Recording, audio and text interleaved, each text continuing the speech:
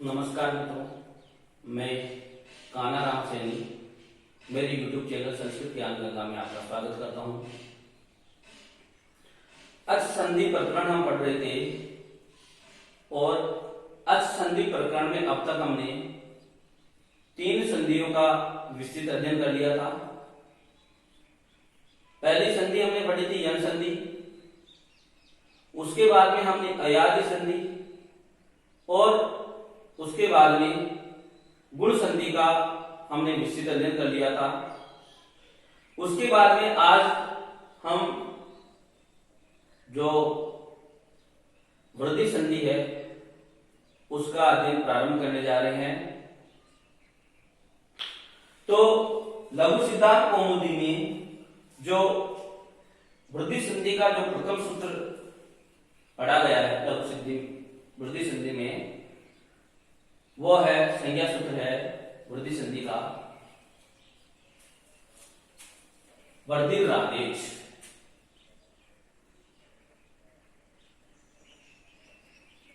संज्ञा सूत्र है वर्धिरादेश।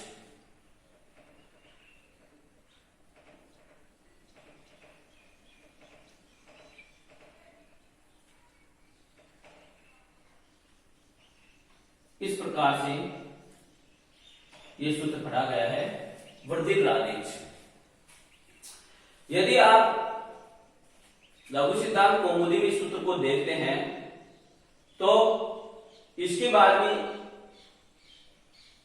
कुछ संख्या लिखी हुई है, तो उस संख्या को देखते हैं तो वहां संख्या लिखी हुई है 1 1 1। यह संख्या हमें प्राप्त होती है। इस संख्या का अर्थ यह है कि यह जो सूत्र है, यह सूत्र अष्टाध्याय में पाणिनि जी का जो महत्वपूर्ण ग्रंथ है अष्टाध्यायी, उस अष्टाध्याय में प्रथम अध्याय के प्रथम पाद का यह पहला सूत्र है। अर्थात यह पाणिनीय अष्टाध्याय का पहला सूत्र है। पाणिनि जी ने सर्वप्रथम अपने ग्रंथ में इस सूत्र से अपने ग्रंथ का आरंभ किया है। तो इस सूत्र में हम देखते हैं तो 3 इसका विखंडन करते हैं तो 3 शब्द निकल करके बाहर आते हैं। एक शब्द आता है वृद्धि,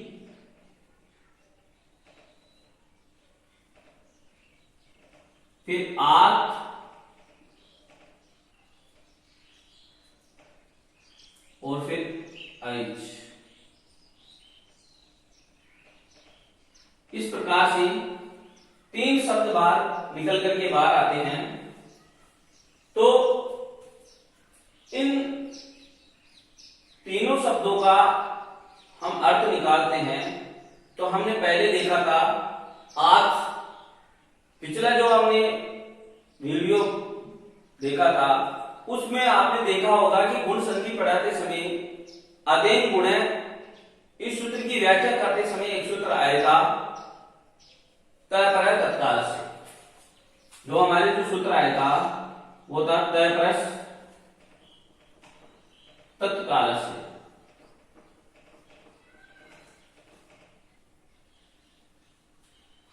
इसका अर्थ था कि जिसके बाद में तय पढ़ दिया गया हो या तय के बाद में जो वर्ण हो तो उनकी उसी काल की संज्ञा होगी। अर्थात जिस काल वाची वर्ण के बाद में तय पढ़ दिया गया है या जिन कालवाची वर्णों से पूर्व तय पढ़ा गया है तो वो है उसी काल के माने जाएंगे। हमने संज्ञा प्रकरण में पढ़ा था कि एक सूत्र पढ़ा था अनुदित सवर्ण से चापते। अनुदित सवर्ण से चापते।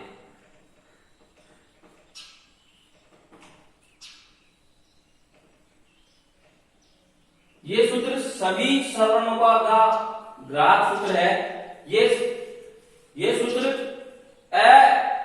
इतने मात्र के ग्रहण करने से के जो 18 प्रकार होते हैं उन सबका ग्रहण इस सूत्र से हो जाता है। परंतु यहां पर पाणिनि जी को अवर्ण को नहीं लेना था और ऋस्व अवर्ण को और प्लुत अवर्ण को भी ग्रहण नहीं करना था। इस कारण उन्होंने यह तय करा तत्काल से इस सूत्र को कहा कि जहां पर मैं जिन वर्णों के बाद में तय कर दूं या जिन वर्णों से पूर्व में तय कर दूं तो उनको उसी काल का गिना जाए, उनको उसी काल का माना जाए। जो अन्य काल के हैं उनको नहीं गिना जाए। तो यहां पर जो ये जो तय करा गया है वो दीर्घ के स्थान पे पढ़ा गया है, के बाद में पढ़ा गया है। तो यहां जो आ है उसी का ग्रहण होगा। ऋस्व का ग्रहण इसलिए नहीं होगा क्योंकि यहां पर तय जो पढ़ा गया है वो दीर्घ के बाद में ही पढ़ा गया है, यानी आ के बाद में ही ये पढ़ा गया है। इसीलिए मात्र आ के ही सवर्णी ग्रहण होंगे, यानी दीर्घ के ही सवर्णी ग्रहण होंगे। जो ऋस्व है और प्लुत है उसके सवर्णी यहाँ पर ग्रहण नहीं होंगे। इसीलिए यहाँ पर सिर्फ मात्र एक आ का ही ग्रहण होगा। और ऐच इस प्रत्यार से पूर्व भी तय पढ़ दिया गया है, इसलिए ये भी जो प्लुत आई और औ है उनका ग्रहण यहां पर नहीं होगा। एकमात्र दीर्घ आई और औ इन वर्णों का ही यहां ग्रहण होगा। तो यहां पर ग्रहण होगा ऐच से आई और औ। इस प्रकार इन तीन वर्णों का ग्रहण इस सूत्र के द्वारा हो जाएगा। इन तीनों वर्णों को यानी आ को, ऐ को और औ को, इन तीनों वर्णों को पाणिनि जी ने वृद्धि कहा है, वृद्धि ऐसा नाम दिया है। ऐसा ही हमने इससे पूर्व वाला सूत्र भी इसी प्रकार का पढ़ा था, गुण संज्ञा वाला सूत्र। उसमें भी अधे गुण है ऐसा कहकर के पाणिनि जी ऋस्व ए और ओ इन तीनों वर्णों को का ग्रहण किया था और इनकी गुण संज्ञा की थी। ये सभी संज्ञा करने से पाणिनि जी का प्रयोजन था कि एक बार मात्र कहने से आगे बार बार नहीं कहा जाए। इसीलिए एक ही जगह उन्होंने कह दिया वर्धित राधेश, यानी आ, आई और औ इन तीन वर्णों की वृद्धि संज्ञा हो तो कहीं भी यदि मैं पूरे अष्टाध्याय में कहीं भी पाणिनि जी वृद्धि करो ऐसा कहते हैं तो उनका तात्पर्य इन तीन वर्णों से होगा, और यदि वो कहते हैं गुण करो तो उनका तात्पर्य इन तीन वर्णों से होगा। तो यहां वृद्धि आर एच इन तीनों शब्दों से हमारे जो निकल करके तीन वर्ण आए वो आया आ, आई और औ। ये तीन वर्ण निकल करके हमारे सामने आए। तो यहां पर सर्वप्रथम में वृद्धि ऐसा पढ़ा गया है और आपको ज्ञात है कि यह पाणिनि अष्टाध्याय का पहला सूत्र है, यानी पाणिनि जी ने अपने ग्रंथ का आरंभ इस सूत्र से किया है। आपने सामान्यतः देखा होगा कि जो पाणिनि जी ने जो भी संज्ञा की है उसका पाठ बाद में किया है, यानी उसको बाद में कहा है। सूत्र के अंतिम शब्द उनका रहा है। जैसे टी संज्ञा की है तो उन्होंने ऐसा कहा है अचो अंत्यादि टी, अचो अंत्यादि टी। उन्हें टी संज्ञा करनी है तो टी को अंत में कहा है। जो संज्ञा करनी है उस संज्ञा को, नाम को उसको अंत में कहा है। जैसे हमने गुण संज्ञा की है तो अधेय गुण है। इस प्रकार से उन्होंने जो संज्ञा करनी है, जो नाम देना है, उसको अंत में कहा है। लेकिन पाणिनि जी ने अपने प्रथम सूत्र में संज्ञा जो की है, जो नाम दिया है, उसका पूर्व में प्रयोग किया है वर्धित, ऐसा कहकर के। यहां पर उनका एक प्रयोजन था, विशेष प्रयोजन था। आप जानते ही हैं कि हमारी संस्कृति में कोई भी कार्य आरंभ करने से पूर्व कुछ मंगल पाठ किया जाता है, कुछ देवताओं को याद किया जाता है। इसी प्रकार ये पाणिनि जी हैं, इन्होंने भी यहां पर मंगल पाठ किया है इस शब्द के द्वारा, वृद्धि ऐसा शब्द कहकर के। तो पाणिनि जी का जो ये वृद्धि ऐसा कहना सर्वप्रथम में उनका मंगलार्थ का द्योतक है। ये शब्द, ये जो शब्द है वृद्धि, ये मंगल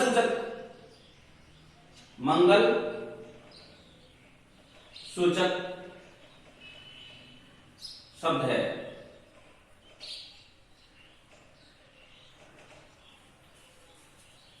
तीन प्रकार के मंगलाचरण होते हैं।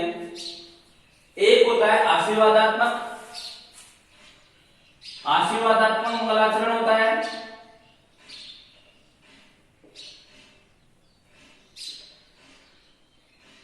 एक मंगलाचरण होता है नमस्कारात्मक,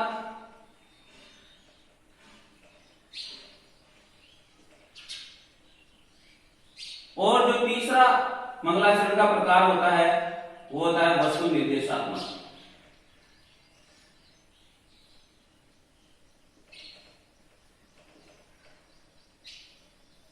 इस प्रकार से तीन प्रकार के मंगलाचरण होते हैं। जिस मंगलाचरण में कुछ आशीर्वाद स्वरूप कुछ कहा जाए, वो मंगलाचरण आशीर्वादात्मक मंगलाचरण के अंतर्गत आता है। जिस मंगलाचरण में देवताओं आदि को, ऋषि मुनियों आदि को नमस्कार किया जाए, वो नमस्कारात्मक मंगलाचरण के अंतर्गत आता है। और जिस मंगलाचरण में न देवताओं को नमस्कार किया जाए, न कोई आशीर्वाद दिया जाए, और सीधी अपने विषय वस्तु को कहा जाए, वह वस्तु निर्देशात्मक मंगलाचरण होता है। यहां पर पाणिनि जी ने वृद्धि ऐसा शब्द का प्रयोग करके पढ़ने वाले को एक आशीर्वाद स्वरूप वचन कहा है कि आपकी वृद्धि हो, उन्नति हो, ऐसा शब्द अर्थ यहां ग्रहण किया जाता है। इसीलिए इस अष्टाध्याय का जो मंगलाचरण है वो आशीर्वादात्मक श्रेणी के अंतर्गत रखा जाएगा। तो यहां पर ये आपको ध्यान रखना चाहिए कि यदि आपसे कभी पूछा जाए कि जो वृद्धि आदेश ये सूत्र है, इसमें वृद्धि किसका द्योतक है, तो वहां यह मंगलार्थ का द्योतक है।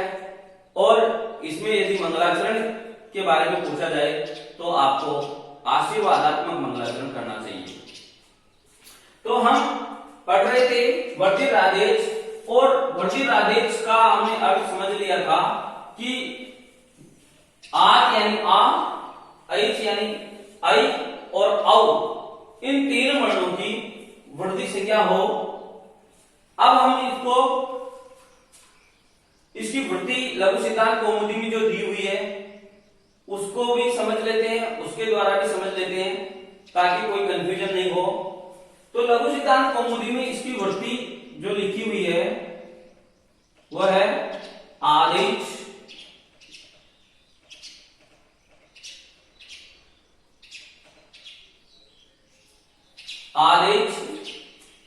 वर्धित संज्ञा साथ, वृद्धि संज्ञा साथ। इसका अर्थ भी वही है जो मैंने आपको यहां बताया, पूर्व में बताया कि आर्थ का अर्थ है यहां पर तय पर तत्काल से होने के कारण पे आ का ग्रहण होगा यानी आ। एच का अर्थ आई और औ इन वर्णों से है, यानी आ, आई और औ इन वर्णों की वृद्धि संख्या हो, ऐसा इस सूत्र का अर्थ है। इस सूत्र के बाद में जो लघु सिद्धांत कौमुदी में जो कहा गया है वो सूत्र है वृद्धि रेखी, वो विधि सूत्र है।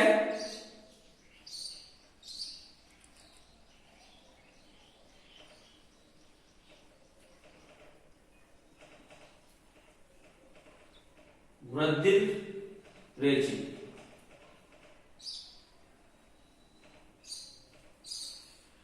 इसका यदि हम विखंडन करते हैं तो वृद्धि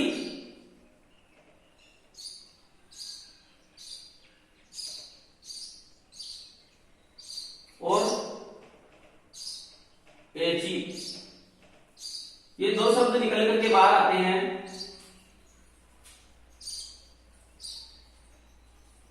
तो इसकी पहले हम वृद्धि लिखते हैं, उसके बाद में इसको आप समझने का प्रयास करते हैं। वृद्धि में कहा गया है कि आदेश परे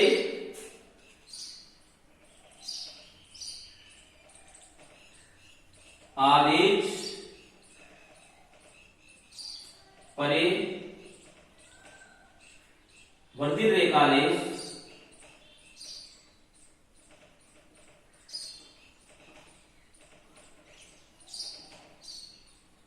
आदेश परे वृद्धि रेखालेश है 4।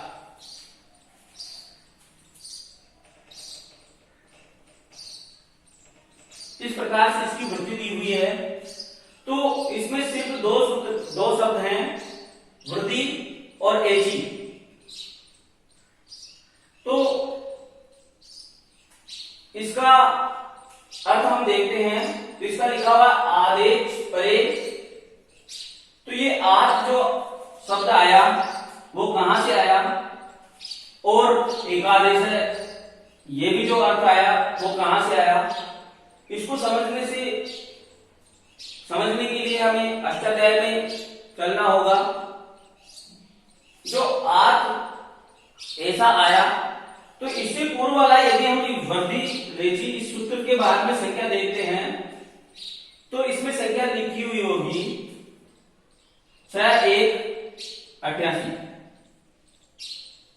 यानी 6 1 88 से यदि हम पूर्व वाला सूत्र देखते हैं इसके ऊपर वाला, तो हमें सूत्र मिलता है आग में।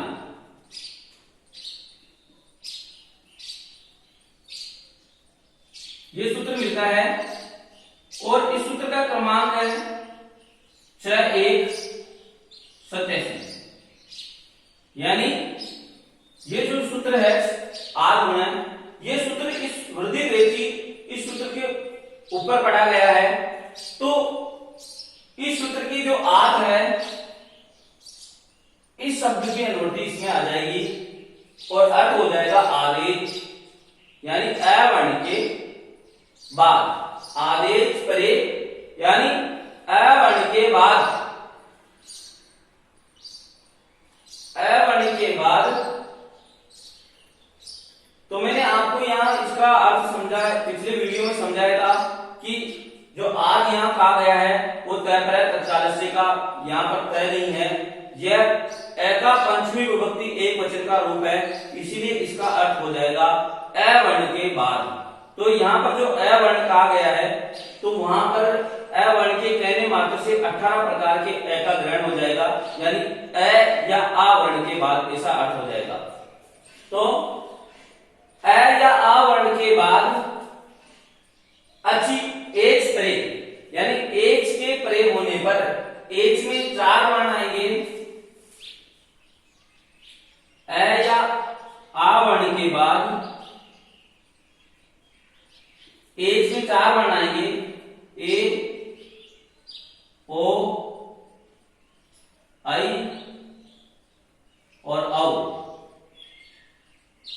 इन वर्णों के परे रहने पर, बाद में रहने पर वर्धित रेखादेश है, वृद्धि रेखादेश यानी एक आदेश सात हो। तो ये एकादेश जो अर्थ आया, तो हमने इससे पूर्व जो एक सूत्र पढ़ा था, एक को पूर्व पढ़ो, एक सूत्र पढ़ा था, एक है पूर्व प्रयोग, एक है पूर्व प्रयोग, ऐसा हमने सूत्र पढ़ा था। तो इस सूत्र का अर्थ है कि पूर्व और पर वाले वर्ण के स्थान पर एक आदेश होगा, तो उसका अर्थ यहां पर लिखा गया है रेखादेश है, यानी एक आदेश स्यात् हो। तो ऐसी स्थिति में जो होगा, पूर्व और पर दोनों वर्णों के स्थान पर गुण आदेश होगा, गुण होगा, और वो गुण क्या होगा, वृद्धि होगा, और वृद्धि क्या होगी, हमें पता है आ, आई और औ, ये वृद्धि आदेश होगा। तो अब हम इस सूत्र के बाद में एक चीज और लिखी हुई है, उस चीज को भी समझ लेते हैं। यहां वृद्धि लिखने के अंत में लिखा हुआ है, ये वृद्धि इस प्रकार से लिखी हुई है, आदेश परे वर्तित रेखादेश स्यात्, और यहां अंत में लिखा हुआ है गुणापवाद, गुणापवाद। तो ये गुणापवाद क्यों लिखा गया है, इसको हम पहले समझ लेते हैं कि गुण का अपवाद है, ऐसा क्यों कहा गया है। आपने गुण संधि का जो सूत्र पढ़ा था, वो सूत्र था आद गुण है, यानी अ वर्ण के बाद की सूत्र की वृद्धि में आपने देखा था कि अ वर्ण के बाद में यदि अच परे होगा तो सभी अचों का ग्रहण होगा। तो ये सामान्य सूत्र था कि अ वर्ण के बाद में यदि कोई अच हो तो पूर्व और पर वाले वर्ण के स्थान पर एक गुण आदेश हो जाएगा। इस सूत्र का अर्थ इतना था। तो हम देखते हैं कि जो यदि अच हम देखते हैं तो अचों में हमारे होता है ए, ई, उ, री, ली, ए, ओ, आई और औ। 9 अच हमारे पाणिनीय भाषा सूत्रों में दिए हुए हैं। तो ये सूत्र कहता था आद गुण है कि अ वर्ण या आ वर्ण के बाद अ या आ, अ वर्ण से आ का भी ग्रहण हो जाएगा। तो अ या आ वर्ण के बाद में यदि कोई अच हो तो गुण एकादेश हो जाएगा। ये सामान्य सूत्र था, परंतु उसके तुरंत बाद में कहा गया कि वर्धित रेखी कि यदि एच हो तो वृद्धि होगी। अब एच में कौन कौन से वर्ण आएंगे? ये 4। इन चारों का तो निषेध कर दिया, गुण का अपवाद कर दिया, गुण का उल्टा कर दिया कि गुण में तो सामान्य सभी का लिए हो रहा था, परंतु उस सूत्र को बाहर करके ये सूत्र का ये जो सूत्र का आद गुण है इसका सीमित क्षेत्र कर दिया कि नहीं, आपको जब ए, ओ, आई और औ हो तो आपको गुण नहीं करना है, वहां तो वृद्धि होगी। इस प्रकार से ये कहा गया है कि ये गुण का अपवाद है। और आगे एक और चीज कही गई है, अकार सामान्य दीर्घ है, इससे अ के बाद में तुरंत सवर्ण होगा तो दीर्घ होगा, इस प्रकार से भी कहा गया है, तो अ का भी ग्रहण नहीं होगा। इस प्रकार से ये जो 4 है, और हमने जो देखा था वो किया था हमने, और अन्य के लिए भी कहा था, ई इनके लिए कहा था, इनका ही गुण होगा। तो इस प्रकार से आपके समझ में आ गया होगा कि यहां पर जो शब्द काम में लिया है गुणापवाद है, वो क्यों लिया गया है। क्योंकि जो सामान्य सूत्र था उसमें कहा गया था गुण संधि का कि आद गुण है कि अ वर्ण के बाद में यदि कोई अच हो तो पूर्व वर्ण के स्थान पर एक गुणा आदेश करना है। ये सामान्य सूत्र था। इसके बाद में तुरंत विशेष सूत्र कह दिया गया कि प्रतिरेची यदि एच प्रत्याहार का कोई वर्ण हो अ या आ के बाद में तो आपको वहां तो वृद्धि करना है। और फिर आगे कह देंगे अकार सवर्णी दीर्घ, यानी अक्ति प्रत्याहार के वर्णों के बाद में सवर्ण कोई हो यानी समान वर्ण आगे हो तो उनके स्थान पर दीर्घ हो जाएगा। इस प्रकार से कह देंगे। इसीलिए यह गुण का अपवाद सूत्र कहा जाता है। अब हमें जो 4 उदाहरण दिए हुए हैं उन चारों उदाहरणों को समझने का हम प्रयास करेंगे। यहाँ पर जो पहला उदाहरण दिया हुआ है वो दिया हुआ है कृष्णेकत्वम्। कृष्णेकत्वम्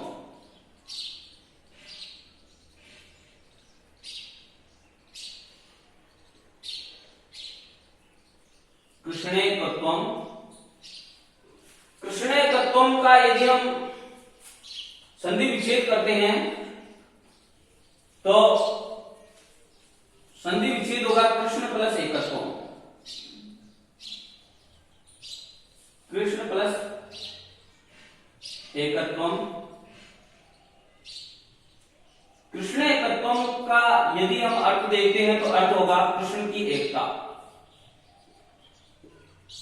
कृष्ण की एकता ऐसा अर्थ होगा।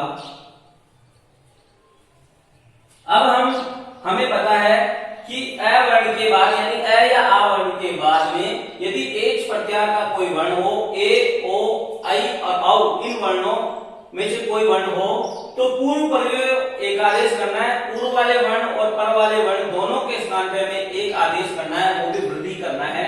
तो हमें अ मिल गया यहां पर और इधर ए मिल गया।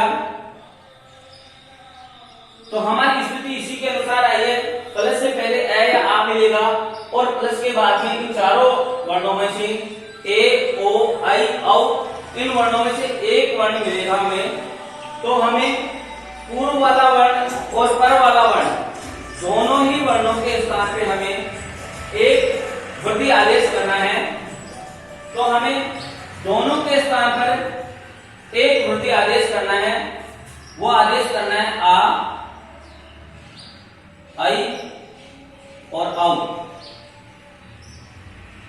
इन तीनों वर्णों में से एक आदेश करना है, लेकिन निश्चित कैसे करें कि इनमें से कौन सा आदेश होगा। तो यहां पर ये जो समस्या आ जाती है इस समस्या का समाधान करने के लिए एक परिभाषा सूत्र आता है स्थानीय अंतरतमय। वो सूत्र कहता है स्थानीय अंतरतमय कि जो सूत्र आता है वो लिख देता हूं मैं यहां पर। स्थानीय अंतरतमय यानी ऐसा प्रसंग होने पर जो अंतरतमय यानी सदस्यतम वर्ण होगा यानी जो सवर्ण होगा उसका ही आदेश होगा। तो यहां सवर्ण ढूंढने के लिए हमें उच्चारण स्थान आदि का प्रयोग करना पड़ेगा। तो हम अ का उच्चारण स्थान देखते हैं तो अ का उच्चारण स्थान कंठ होता है और ए का उच्चारण स्थान देखते हैं तो तालु होता है, कंठ तालु होता है।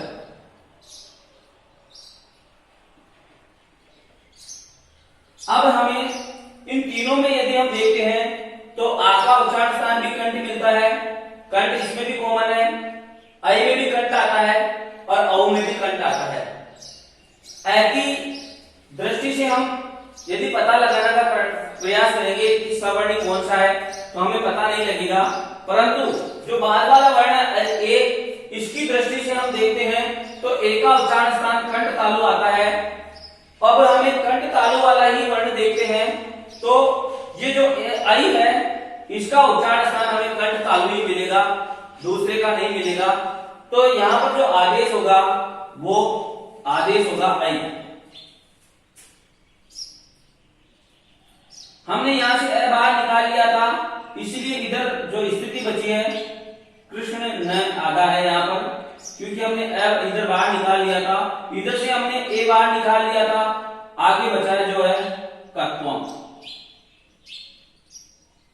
अब यदि हम मिलाते हैं इनको तो हमारा जो रूप है न में ऐ की मात्रा लग जाएगी और फिर आगे है तत्वम, तो कृष्ण तत्वम ये रूप हमारा सिद्ध हो जाएगा। आगे जो दूसरा उदाहरण दिया हुआ है वो दिया हुआ गंगोग, गंगोग है। इसका अर्थ होता है गंगा का प्रवाह है, गंगाया हो गए, गंगा का प्रवाह इस प्रकार से इसका अर्थ होता है।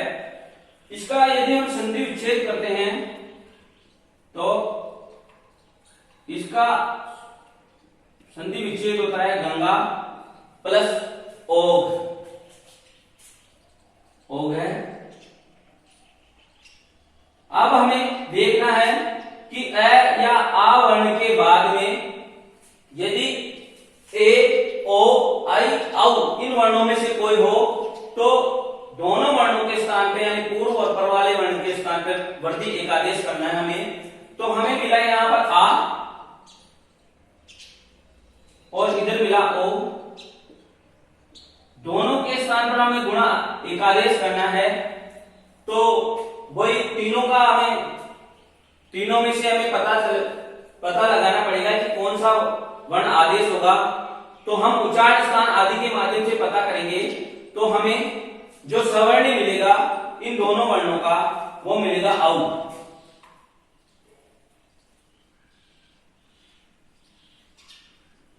यहां से हमने आ निकाल लिया था बाहर, तो ये ग आधा बच जाएगा, रंग ऐसा बच जाएगा, और आगे हमने ओल बाहर निकाल लिया था तो ये घ इधर बच जाएगा, और मिलाएंगे हम तो ग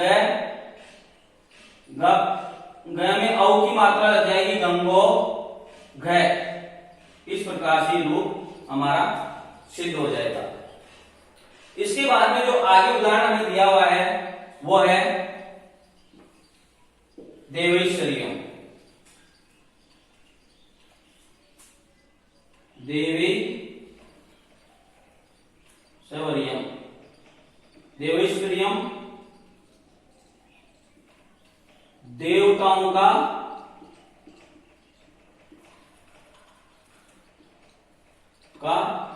ऐश्वर्य, ऐसा अर्थ हो रहा है इसका। तो इसका संधि विच्छेद करेंगे देव प्लस ऐश्वर्यम, ऐसा होगा। वही हमें स्थिति देखनी है, अ या आ वर्ण के बाद ए, ओ, आई, औ इन वर्णों में से एक मिले तो दोनों के स्थान पर वृद्धि एकादेश करना है। तो हमें मिला अ वर्ण मिल गया इधर और इधर मिल गया आई, दोनों के स्थान पर वृद्धि एकादेश करेंगे। तो जो हम वो स्थानीय अंतरतमय के द्वारा यदि इसका सवर्णी ढूंढेंगे तो हमें जो सवर्णी मिलेगा वो आई मिलेगा। अब इधर बचा दे और वह आधा बच गया। उसके बाद में हमने यहां से ए निकाल लिया था, इधर से ए निकाल लिया था, और इधर बचा जो स्वरियम, ऐसा बच जाएगा। अब हम यदि मिलाएंगे तो दे वह में ऐ की मात्रा लगेगी, आगे लिखा है जो ऐसा कैसा लिख देंगे देवैश्वर्यम, जो हमारा रूप है वो सिद्ध हो जाएगा। इसके बाद में एक और हमें रूप सिद्धि के लिए दिया हुआ है कृष्णोत्कंठ्यम, कृष्णोत्कंठ्यम, इसका भी हम करके देख लेते हैं। कृष्णोत्कंठ्यम,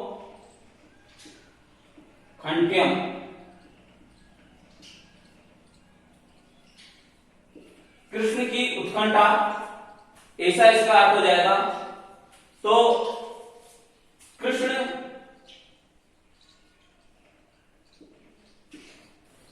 प्लस ओत्कंठ्यम,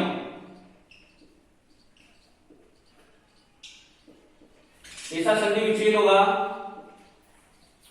हम देखेंगे कि पूर्व में अ वर्ण मिल रहा है और अ वर्ण के बाद में हमें मिल रहा औ, दोनों के स्थान पर हम एकादेश करेंगे तो हमारा जो एक वर्धी एकादेश होगा वो अव ही होगा। स्थानीय अंतरतम सूत्र के द्वारा हम सवर्णिका ढूंढेंगे तो अव ही मिलेगा। इधर बचा नया आधा बच जाएगा, कृष्ण नया आधा है यहाँ पर अव, और आगे बचा कंठ्यम, तो कंठ्यम ऐसा बचेगा। अब हम मिलाएंगे तो जो हमारा रूप है वो बन जाएगा हमारा न में औ की मात्रा लगाएंगे तो कृष्णो कंठ्यम। इस प्रकार से जो हमारा रूप है वो सिद्ध हो जाएगा। तो इस प्रकार से ये जो दो सूत्र थे वृद्धि संधि के वो मैंने आपको समझाने का प्रयास किया है। इसके आगे के सूत्र हम अगले वीडियो में पढ़ेंगे। यदि आपको मेरा वीडियो पसंद आया है तो इसको लाइक करें और शेयर करें और मेरे चैनल को सब्सक्राइब करें। आज के लिए इतना ही, धन्यवाद।